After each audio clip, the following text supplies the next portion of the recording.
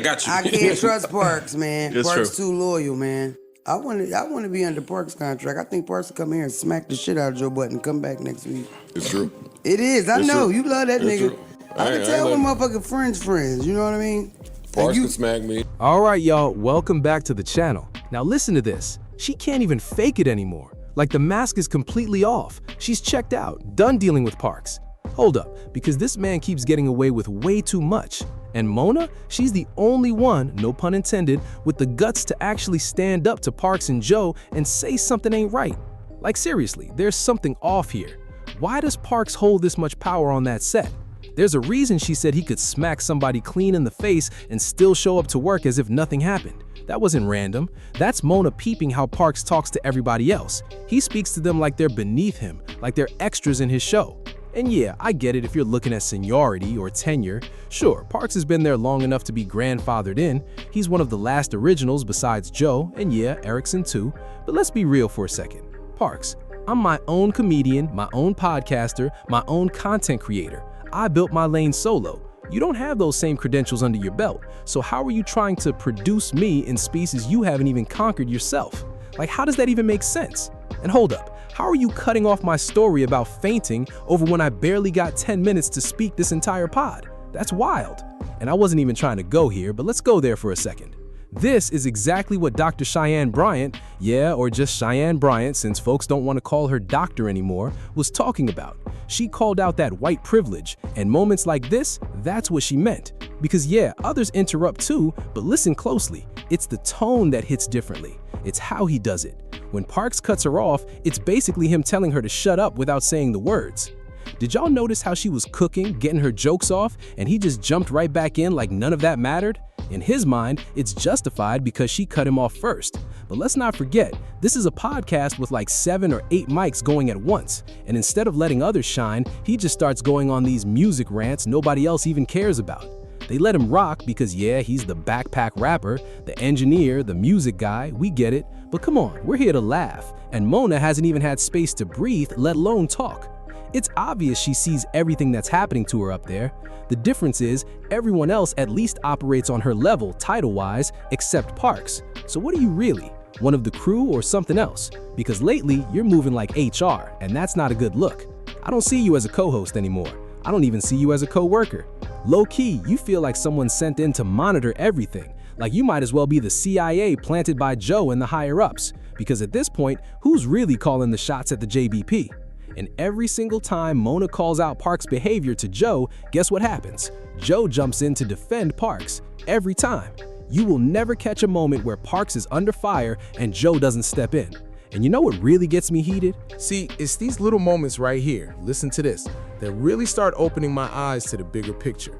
Mona's patience is clearly running thin with everybody on that couch, because now she's realizing, hold up, I might be the realest one in this room. Like seriously. She's becoming the only one willing to call people out on their nonsense, besides Flip. And that right there got me thinking. Every time I bring up this weird separation between Flip and Mona, it still hasn't changed. They continue to keep them from really sharing the spotlight. At first, you might think it's just about easing Mona into the group dynamic. Like maybe they don't want Flip influencing her too early or putting ideas in her head about how things really operate behind the scenes. But nah, I'm not buying that anymore. I think it's way more strategic than that. It feels like they don't want those two teaming up on the people who actually need to be checked. Because let's not forget, Flip already pressed Parks not too long ago. And I've been talking recently, when Parks basically tried to shut Flip down during a key moment about how they engage with their audience. That's a big deal, because Parks has this habit of saying, forget the audience, as if they don't matter. And finally, Flip stepped up for us. Like, nah, the audience is the reason y'all even have this platform in the first place, and you keep disrespecting them. Then Parks tried to clean it up, but you know how that goes. Once he gets irritated, the tone changes real quick. He starts raising his voice, talking over people, and nobody checks him. And that's the part that doesn't sit right with me. I'm telling you right now, there's no way I'd let Parks talk to me or cut me off like that. No way.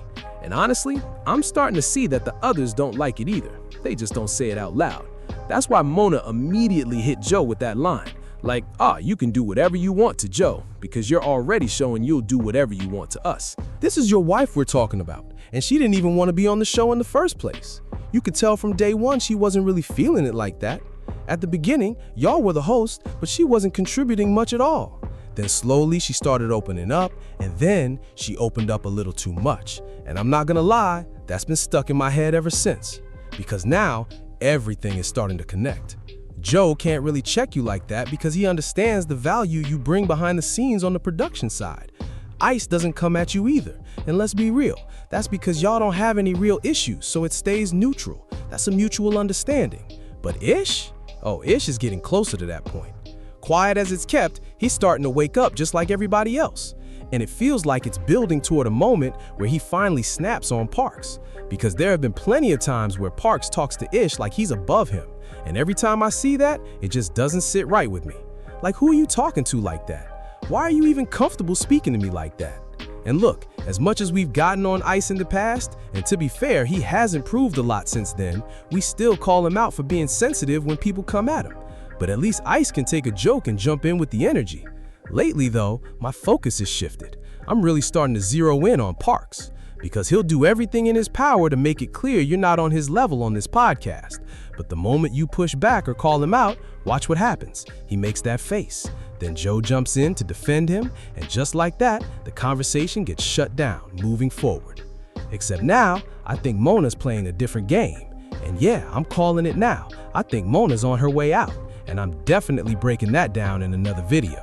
Because if she is leaving, it feels like she's on that I'm going out swinging type of timing. Like if I'm stepping out, I'm making noise on the way. And you're coming with me. Even if you don't lose your spot, that's not even the point. I'm gonna hit you where it matters most. I'm gonna use the audience against you. You don't want to acknowledge them? Cool, I will. And you'll catch Mona slipping sometimes, talking about us, the audience, without even realizing it. Even though she'll turn around and say she doesn't read comments. But every time I see her on another platform, she's talking about Joe Budden's audience, so clearly it matters. Then they try to downplay that part of the show like it's not important. But Mona understands it because she still has to be outside once the pod ends. Parks doesn't have that same pressure, because even if he never says another word on the mic, he's still producing the show. He's always gonna have a place there. And because of that, yeah, he moves like he's above everybody else. And if we're being honest, from a technical standpoint, you could argue he's earned that confidence, which is probably why the audience defends him so much. But nah, hold up. Here's where my bias kicks in. I don't care what you've done. I don't think you should be talking to me like that. And I know for a fact Mona feels the same way. So yeah, if she's on the way out, she's not leaving quietly. She's gonna make it count. But as I said, I'm breaking that down in a full video soon. Y'all let me know in the comments what you think. Am I dragging this, or are we really starting to see a pattern with Parks? Because I'm watching closely, and the way he treats the cast stands out. Flip sees it, and he's not rocking with Parks. Mona sees it too, and she's not rocking with him either. Appreciate y'all for watching, and don't forget to subscribe to the channel.